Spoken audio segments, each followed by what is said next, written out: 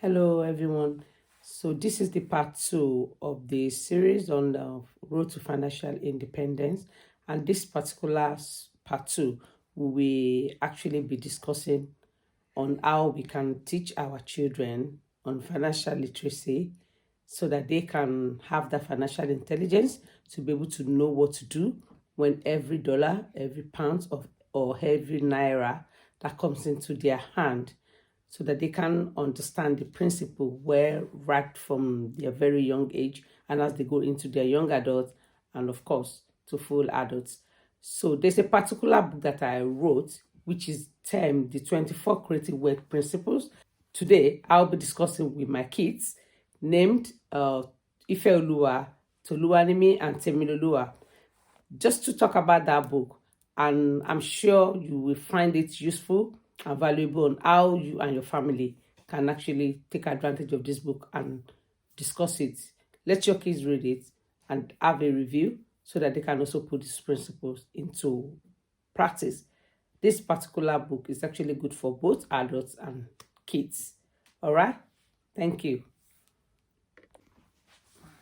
Hi everyone, my name is Tammy. Welcome, Tammy. Now, I believe you have read through the 24 Creative Wealth Principles. Yes. Could you please tell us two principles out of these 24 that you have mastered and explain them to us? Okay. The first principle that I have learned is that your thoughts and your actions determine your wealth potential. This means that whatever you're thinking, positive or negative, can determine the outcome of how much wealth you can accumulate. So if you're thinking about positive thoughts about yourself and thinking you can do it, then it's possible. If you're thinking about negative thoughts, then it makes it harder for yourself, for you to be able to achieve the goal of accumulating more wealth. So, tell us the second principle that you have mastered. The second principle that I have mastered is it's not how much money that you make that's important. It's about how much you keep.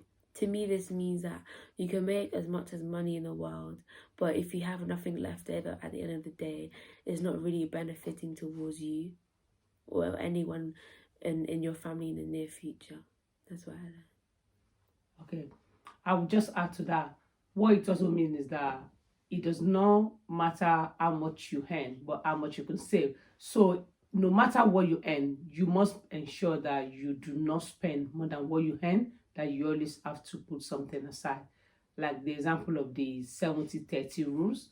That is, your expenses should never be more than the 70% of your income, 10% for giving, 10% for investment, and 10% for savings. So the second question is, what will you be doing to achieve financial independence as you go into young adults and into your own adult life? So I've actually started work since I'm on my summer holiday, and I'm planning to save money that I get from this job and putting it into maybe stocks so my money can grow, and saving it into my account. Okay, good. Thank you very much for your time, Tammy. Hope as you have started on this road to learn, to know, to have that financial intelligence, that you keep growing into it. All right? Thank you. Thank you. Hi, my name is Nimi. Okay, so Toluwanimi, since you have read the 24 Creative Wealth Principles, can you tell us two principles that you have mastered and explain them to us? The first one I'd like to talk about is money buys you stuff and not happiness. I think a lot of people have the notion that happiness is something that you can have when you have money, but that's not actually the case. Even though money can buy you things that might cause happiness, you can't actually buy happiness. That comes from within, and you should be working on yourself within. So don't make money the main aim in your life. I think that's what that shows. And then the second one would be that financial freedom is your choice and you're the CEO of your life. So that it's your responsibility in order to achieve that. So this basically means that no one's going to go out and enable you to be financially free. It's up to you in order to make that change, whether it be outward or inward, within yourself, in order to see the changes in your life you want to see. Because you're in charge of your own life at the end of the day. Everyone has the free will to be able to make choices and move forward in life. Okay, thank you. Now that you have read through the 24 creative work principles, could you tell us what you will be doing to achieve financial independence as you're already a young adult, a 20-year-old, and as you go into full adults? I think some of the stuff that I will continue to implement in my life is mapping out ways in order to create multiple sources of income. I think, especially with this as the world changes and globalization, there's a lot of new avenues in which money can be made, which might have not existed 50 years ago, such as things such as social media, cryptocurrency, and stocks and shares as well. There's so many avenues, so just I continue to research these different methods and see what I can kind of work with and move forward with, and never being afraid to kind of jump into something, because at the end of the day, it's about you and your life. So no matter what you think people might think, or, oh, what if I don't succeed in that, that's fine, because there's plenty other ways in which you can make it happen for yourself. All right. Thank you, Tolu. Thank you. Hi, my name is Ife. Okay, welcome, Ife. Now that you have read the 24 creative work principles, could you please tell us 2 principles that you have mastered and explain these 2 principles to us? Okay, so the first principle is if you don't know where you're going, anywhere will take you there.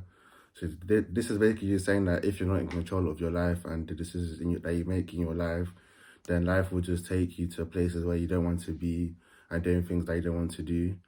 And also, this comes in with goals. So if you set goals for yourself, then you'll have a direction in life. So there's a rule of goals. So goals have to be smart. So S for specific, M for measurable, A for achievable, R for realistic, and T for time bound. So if you implement all these into your lives, then you'll be able to go in the direction that you want to go in with your life, rather than being led by life, rather than controlling it. And also the second principle I learned was assets feed you and liabilities eat you. So this is basically just talking about having more things that bring money into your pocket, rather than just relying on liabilities and things that take money out of your pocket. So liabilities could be, for example, phone bill, mortgage, like things that you buy, like shoes, clothes, and all other stuff like that. And then assets could be like your real estate, rent from property investments. So it's always important to have more assets than liabilities, and even to the point where you have dedicated assets that pay off some of the liabilities that you have. Okay, thank you, Ife. Now that you're a young adult, you're 21 going to 22, could you tell us what would you be doing to achieve financial independence as you grow into full adults? So to continue to gain financial independence, any money I make, I'll continue to invest it into stocks and crypto, and also diversify into real estate, and also try to find other avenues to build more streams of income. Thank you very much, Ife. Thank you. Thank you for watching. Hope you find the discussion very useful.